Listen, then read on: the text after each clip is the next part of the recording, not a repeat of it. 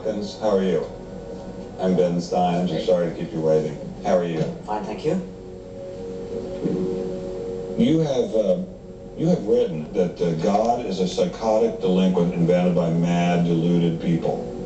No, I didn't say quite that. I said something rather better than that. Oh, well, please tell us what you said. Please tell us what you said. Well, I would have to read it from the book. Well, please.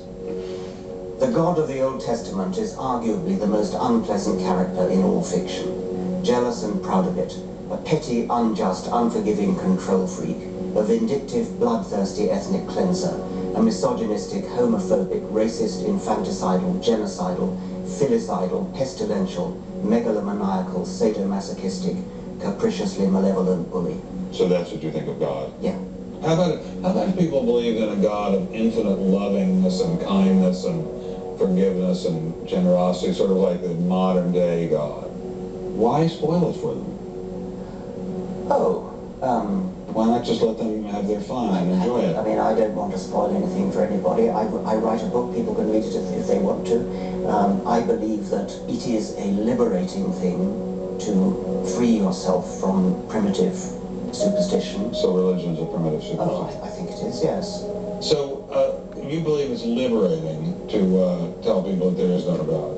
I think a lot of people, when they give up God, feel a great sense of release and freedom. Why do you think that? I mean, what's your dad? What's your scientist? What's your dad? I think, well, I've had a lot of letters saying that. And there are 8 billion people in the world, Dr. Dawkins. How many letters have you had? No, I haven't done that.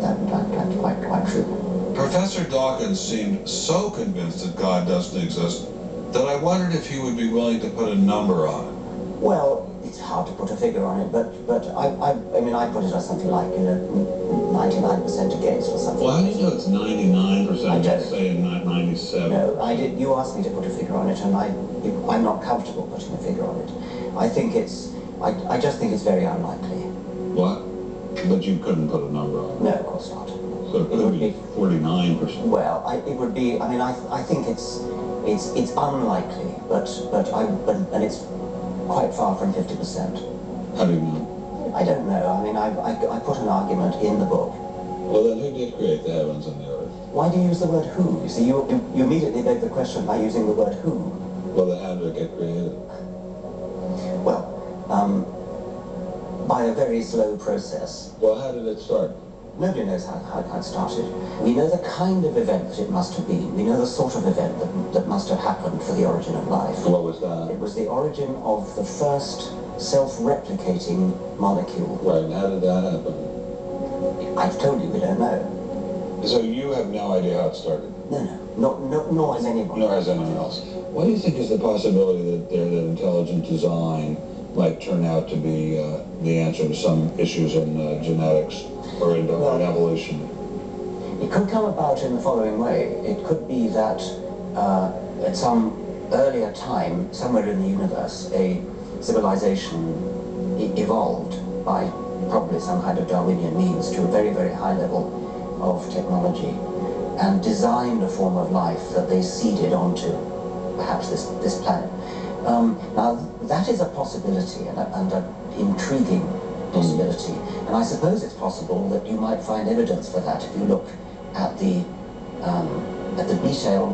details of biochemistry, molecular biology. You might find a signature of some sort of designer. Wait a second. Richard Dawkins thought intelligent design might be a legitimate pursuit? And that designer could well be a higher intelligence from elsewhere in the universe. Well, but that higher intelligence would itself have had to have come about by some explicable or ultimately explicable process. It couldn't have just jumped into existence spontaneously. That's the point. So Professor Dawkins was not against intelligent design, just certain types of designers, such as God. So the Hebrew God, the God of the Old Testament, he doesn't exist in your view? Certainly. I mean, that would be a very unpleasant prospect. And the Holy Trinity of the New Testament? Nothing like that. Do you believe in any of the Hindu gods? Like Vishnu? How can you ask such a question? You don't, right? How could I? Why would I, given that I don't believe in any others? You don't believe in the Muslim God? No. And why do you even need to ask? Well, I just wanted to be sure. So you don't believe in any God anywhere? Any God anywhere would be completely incompatible with anything that I've said. I just wanted to make sure you don't believe in any God anywhere. No. What if after you died you ran into God? He said, "What have you been doing, Richard? I mean, what have you been doing? I've been trying to be nice to you. I gave you a multi-million-dollar paycheck over and over again with your book, and look what you did." Bertrand Russell had that point put to him, and he said something like, "Sir, why did you take such pains to hide yourself?" But if the intelligent design people are right, God isn't hidden. We may even be able to encounter God through science, if we have the freedom to go there. What could be more intriguing than that?